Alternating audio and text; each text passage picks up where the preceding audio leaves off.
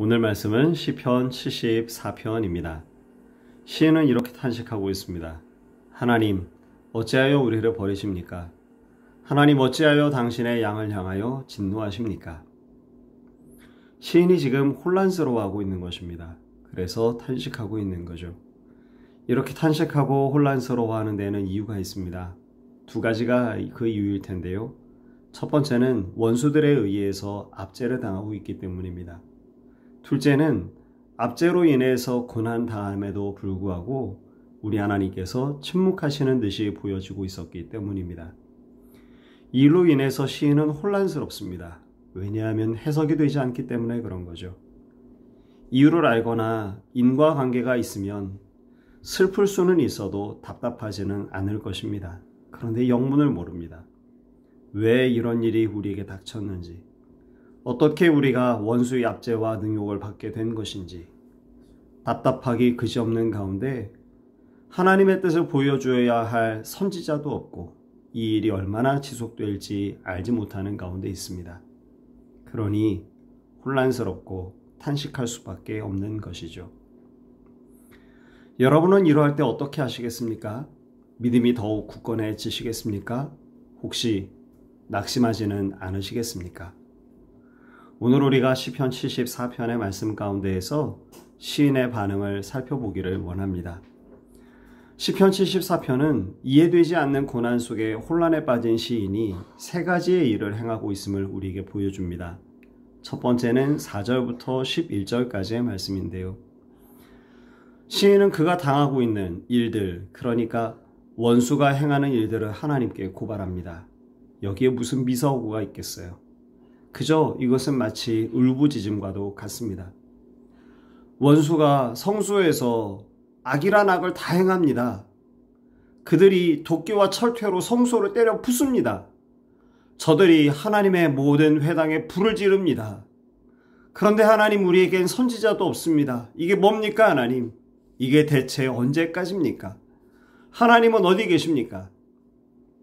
제가 곧 조금 각색을 해서 읽어드렸지만 4절부터 11절까지에 있는 이야기가 바로 이런 이야기들입니다.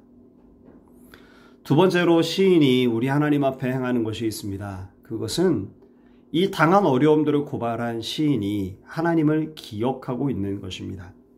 12절부터 17절까지의 말씀인데요. 12절의 말씀을 한번 보십시오. 12절 말씀 이렇게 기록했습니다. 하나님은 예로부터 나의 왕이시라. 사람에게 구원을 베푸셨나이다. 그런데 저는 이 한 구절의 말씀을 읽을 때 조금 마음이 처연해집니다. 이 구절은 이렇게 기록된 것입니다. 하나님은 예로부터, 그러니까 옛적부터 나의 왕이십니다 라고 말하고 있는 것입니다. 현재에는 우리 하나님이 계시지 아니한 것처럼 여겨져서 지금 시인은 기억을 소환해서 하나님을 떠올리고 있는 것이죠. 그래서 13절부터 17절까지의 말씀을 보면 모두 다 현재 얘기가 아닌 옛날 얘기입니다. 바다를 나누신 분이 하나님이셨습니다. 리버 야단의 머리를 부수신 분도 하나님이셨습니다. 큰 물을 내셨던 분도 하나님이셨습니다. 여름과 겨울을 만드신 분도 하나님 바로 당신이셨습니다. 그러니까 모두 다 옛날 얘기를 하고 있는 것이죠. 그리고 놀라운 고백이 18절부터 23절의 말씀에 기록됐습니다. 마치 하나님께 버림받은 것 같은 현실 속에서 기억과 역사 속에 남아있는 하나님을 기억해서 떠올리고 나서는 18절로부터 23절의 말씀 보면 시인은 그 하나님 앞에 도움을 간구합니다. 18절부터 23절의 말씀을 다 우리가 읽으면 참 좋겠지만 22절 한 절의 말씀만 제가 한번 읽어드리겠습니다. 하나님이여, 일어나 주의 원통함을 푸시고 우매한 자가 종일 주를 비방하는 것을 기억하옵소서. 사랑하는 성도 여러분, 시인은 하나님께 버림받고 하나님이 계시지 아니한 것처럼 여겨지는 그런 혼란 속에서 무엇을 하고 있는 것이었을까요? 시인은 그런 가운데서도 여전히 하나님을 신뢰하고 있었던 것입니다. 만일 그러지 않았다면 시인은 원수의 악행을 하나님께 고발하지 않았을 겁니다. 울부짖음 같은 그런 고발 속에 하나님을 향한 시인의 신뢰가 담겨져 있었던 것이죠. 그리고 그 신뢰는 옛적부터 하나님을 아는 데서 말미암은 것이 분명합니다. 어려움을 이기게 하는 신뢰는 여러분 원래 그런 거죠. 어려움을 이기게 해주는 그런 신뢰는 어느 날 갑자기 생기게 되어지는 것이 아닙니다. 어려운 나날 가운데 그 어려움을 통과할 수 있는 그런 신뢰는 오랜 시간 가운데 차곡차곡 쌓여진 그런 신뢰가 그 어려움들을 이기게 하는 것이죠. 그리고 지금 시인은 옛적부터 자신의 왕이셨던 하나님을 기억하고 그 하나님을 의지하고 있었던 것입니다. 마지막 질문을 하나 드리고 말씀을 맺으려고 합니다. 자, 사랑하는 성도 여러분, 여러분은 어떻게 생각하십니까? 이 어려운 환난의 때를 시인은 마침내 감당할 수 있었을까요? 그에 대한 답은 오늘 우리가 함께 읽은 시편의 말씀 가운데 기록되어져 있지 않습니다. 우리가 그 질문이 어떠할지, 그 답이 어떠할지를 생각해 보면서 우리가 깨닫게 되어지는 그 답이 오늘 또 다른 시련과 어려움을 당하는 우리들의 답이 되게 되어지기를 간절히 소망합니다. 잠시 기도하겠습니다.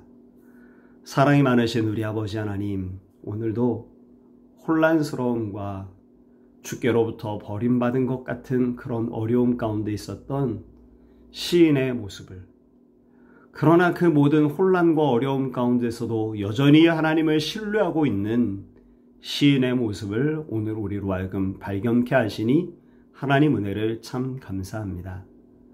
오늘 우리에게 이러한 일이 없겠습니까? 하나님, 그렇지 않습니다. 오늘 우리에게도 또 다른 모습으로 이와 같은 혼란이, 우리 하나님께서 침묵하시는 것 같은 그런 당혹스러움이, 오늘 우리에게 왜 이런 일이 생기는 것인지 알 수 없는 그런 답답한 마음이 오늘 우리들의 마음 가운데도 있습니다.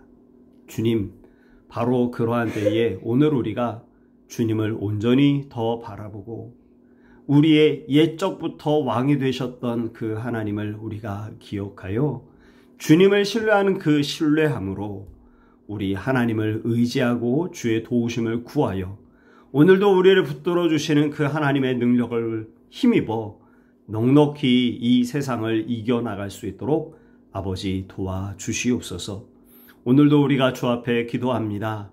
가정을 위해서, 교회를 위해서, 나라와 민족을 위해서, 파송한 우리 선교사님과 선교지를 위해서, 주의 나라가 속히 이 땅 가운데 오시기를 위해서 오늘도 우리가 기도하오니 아버지, 오늘도 우리의 기도를 들으시고 이 귀한 날이 주님과 함께 동행하는 복된 날 될 수 있도록 아버지 축복하시고 은혜 더하여 주시옵소서. 예수님의 이름으로 기도합니다. 아멘.